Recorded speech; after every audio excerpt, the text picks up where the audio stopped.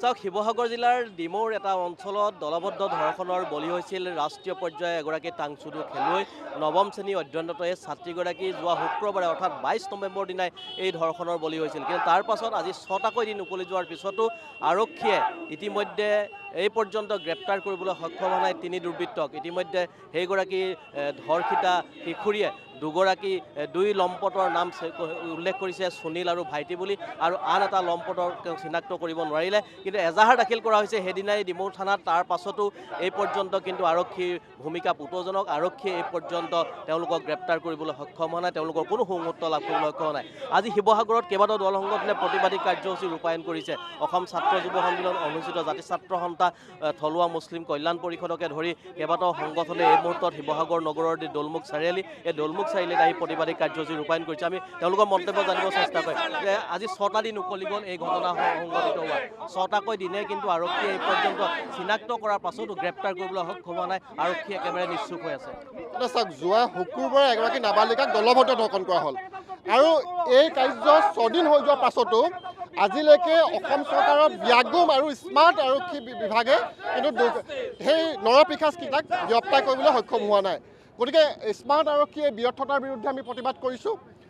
আৰক্ষী বিভাগৰ ফুফুলা স্বৰূপটোৰ বিৰুদ্ধে আমি প্ৰতিবাদ কৰিছোঁ, আৰু আমি দাবী কৰিছোঁ যে অতি শীঘ্ৰে এই বৰ্বৰ কাণ্ডত জড়িত দোষীক কৰায়ত্ব কৰি উচিত শাস্তি ব্যৱস্থা গ্ৰহণ কৰিব লাগে। লগে লগে অসম চৰকাৰৰ গৃহ বিভাগৰ দায়িত্বত থকা মাননীয় মুখ্যমন্ত্ৰীকো কৈছোঁ যে মাত এষাৰ আপোনালোকে মাতক। সস্তীয়া আৱেগ উতলাই মানুহক ধৰ্মীয় উন্মাদনাৰ সৃষ্টি কৰি মানুহৰ মাজত ভাগ ভাগ কৰে যিবিলাক কাৰ্যসূচী থাকে, সেইবিলাকত তেওঁ ছ'চিয়েল মিডিয়াত মাত এষাৰ মতা দেখা পাওঁ। যদি আজি ধৰ্ষণকাৰী পূববংগীয় মুছলমান হোৱাহেঁতেন তেওঁ টুইট কৰিলেহেঁতেন, কিন্তু এই ক্ষেত্ৰত দেখি পালোঁ যে ধৰ্মীয় মানে তৈয়াৰ কৰিব নোৱাৰে।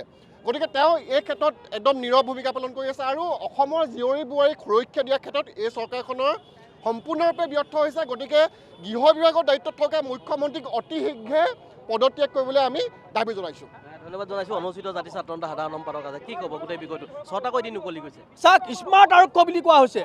অসম চৰকাৰে কয় যে তেওঁলোকৰ যি আৰক্ষী প্ৰশাসন আছে সেয়া স্মাৰ্ট আৰক্ষী, কিন্তু আমি দেখা পাইছোঁ যে কাৰ্যত এই স্মাৰ্ট আৰক্ষী মানে হৈছে যে স্মাৰ্টফোন এটা হাতত লৈ কেৱল মাত্ৰ বাইক আৰু গাড়ী ফটো মাৰি থকাটোৱে যেন স্মাৰ্ট আৰক্ষীৰ কাম।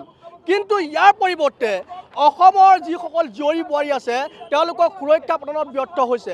ধৰ্ষণকাৰী একেবাৰে চিনেমাৰ কায়দাৰে ধৰ্ষণ কৰা হৈছে, আৰু ধৰ্ষণ কৰা 6 দিন উকলি যোৱাৰ পাছতো কিন্তু সেই কালপিত 3টাক এতিয়ালৈকে আটক কৰিব পৰা নাই। ইয়াতকৈ লজ্জাজনক কথা এইখন অসমৰ বাবে একো হ'ব নোৱাৰে, এইটো গৃহ বিভাগৰ কাৰণে একো হ'ব নোৱাৰে, এয়া আৰক্ষী প্ৰশাসনৰ বাবে একো হ'ব নোৱাৰে। আমি স্পষ্ট কৈ দিছোঁ যে অনতি বিলম্বে এই যিকেইটা আচলতে কালপিত আছে তেওঁলোকক আটক কৰক, অন্যথা কিন্তু শিৱসাগৰ জ্বলিব, শিৱসাগৰ উত্তপ্ত হ'ব, আৰু ইয়াৰ কাৰণে দায়ী হ'ব অসম চৰকাৰৰ গৃহ বিভাগ, ইয়াৰ কাৰণে দায়ী হ'ব অসম চৰকাৰৰ আৰক্ষীসকল। আৰু লগতে স্পষ্ট কৈ দিব খুজিছোঁ যে এই যি ব্যৰ্থতা, আৰক্ষী প্ৰশাসনৰ যি ব্যৰ্থতা, এই ব্যৰ্থতা স্বীকাৰ কৰি মানে গৃহ বিভাগৰ যিজন দায়িত্বত আছে মুখ্যমন্ত্ৰী হিমন্ত বিশ্ব শৰ্মা, তেওঁ গৃহ বিভাগৰ দায়িত্বৰ পৰা পদত্যাগ কৰক। আক্ৰাছৰ প্ৰতিনিধি আছে, কি ক'ব? হয়, আপোনালোকে দেখিছে যিহেতু ডিমৌত যিটো কাণ্ড সংঘটিত হৈছে, আজি আমি শিৱসাগৰত আমি বিভিন্ন জাতীয় জনগোষ্ঠীয় সংগঠন একত্ৰিত হৈ পিনি আজি আমি ইয়াৰ প্ৰতিবাদ কৰিছোঁ, আৰু আৰক্ষী প্ৰশাসন সম্পূৰ্ণৰূপে ব্যৰ্থ হৈছে, আৰু আমি শীঘ্ৰেই এই যিকেইজন কালপিত সেই কালপিতক দৃষ্টান্তমূলক শাস্তি প্ৰদান কৰাৰ কাৰণে দাবী জনাইছোঁ। আৰু অসমৰ যিজন মুখ্যমন্ত্ৰী, যিজন গৃহ বিভাগৰ দায়িত্বত আছে, তেওঁ সম্পূৰ্ণৰূপে ব্যৰ্থ হৈছে। গতিকে মুখ্যমন্ত্ৰীজনক আমি আহ্বান জনাব বিচাৰিছোঁ যে তেওঁ শীঘ্ৰেই যাতে এই যি নিৰ্যাতিতা ন্যায় প্ৰদান কৰাৰ বাবে তেওঁৰ ব্যৱস্থা গ্ৰহণ কৰিব লাগে। ধন্যবাদ জনাইছোঁ। কি ক'ব গোটেই বিষয়টো? 6টাকৈ দিন উকলি গ'ল, আৰক্ষী কিন্তু নিষ্প্ৰভ হৈ আছে এতিয়ালৈকে। বিশেষকৈ সম্পূৰ্ণ গৃহ বিভাগ ব্যৰ্থ হৈছে। আমি মুখ্যমন্ত্ৰী পদত্যাগৰ দাবী তুলিছোঁ, যিহেতু প্ৰত্যেকবাৰে ধৰ্ষণকাৰী হৈছে, পুলিচৰ ভয় নোহোৱা হৈছে ধৰ্ষণকাৰীৰ ওপৰত। 4 দিন হৈ গ'ল গাড়ীত ভৰাই ঘৰ ডিজে পইচা ৰেপ কৰিছে, তথাপিও তেওঁলোকে কোনো আজিলৈকে গ্ৰেপ্তাৰ কৰিব সমৰ্থ নাই। সেইকাৰণে আমি আৰক্ষী প্ৰশাসন DGP মহোদয়ক অনুৰোধ জনাইছোঁ, অনতিপলমে গ্ৰেপ্তাৰ কৰি তেওঁলোকক ফাষ্ট ট্ৰেক আদালতে বিচাৰ কৰি ন্যায়পালিকাই ফাঁচি দিয়াৰ ব্যৱস্থা কৰা আমি দাবী কৰিছোঁ। ই ৰিক্সা সন্থাৰ লোকসকলো ওলাই আহিছে, গোটেই বিষয়টো সন্দৰ্ভত কি ক'ব? আজি 6টা দিন উকলি গৈছে, আৰক্ষী কিন্তু ভূমিকা পুতৌজনক। এগৰাকী নৱমমান শ্ৰেণীৰ ছাত্ৰী, তেখেত এগৰাকী ৰাষ্ট্ৰীয় পৰ্যায়ৰ সমৰ কলাবিদ আৰু এগৰাকী একদম ফুল কমনি আমাৰ ভগ্নীৰ দৰে এই পাখণ্ডকেইটাই যে তেওঁলোকক অসমীয়া ছোৱালী, অসমীয়া ল'ৰা হৈ তেওঁলোক লজ্জিত হৈছে আৰু অসম চৰকাৰৰ গৃহ বিভাগ ব্যৰ্থ বুলি আমি ভাবিছোঁ। আৰু পুলিচ প্ৰশাসন ক'ত আছে? আজি 6 দিন হ'ল তেওঁলোকক গ্ৰেপ্তাৰ কৰিব পৰা নাই। পুলিচ প্ৰশাসন ক'ত আছে? ডিমৰ কাণ্ডই নহয়, উজনিৰ পৰা নামনিলৈকে ডেইলি নাৰীৰ ওপৰত নিৰ্যাতন হৈছে। নাৰী সুৰক্ষা দিম বুলি কৈ এখন চৰকাৰ ক'ত আছে? গৃহ বিভাগ ক'ত আছে? আমাৰ দাবী অতি সোনকালে তেওঁলোকক ফাষ্ট ট্ৰেক আদালত ফাঁচি দিয়ক আৰু দোষীক গ্ৰেপ্তাৰ কৰি অতি সোনকালে ফাঁচি নহয়, তাতকৈ জেল নহয়, ফাঁচি দিয়ক, এয়া আমাৰ দাবী।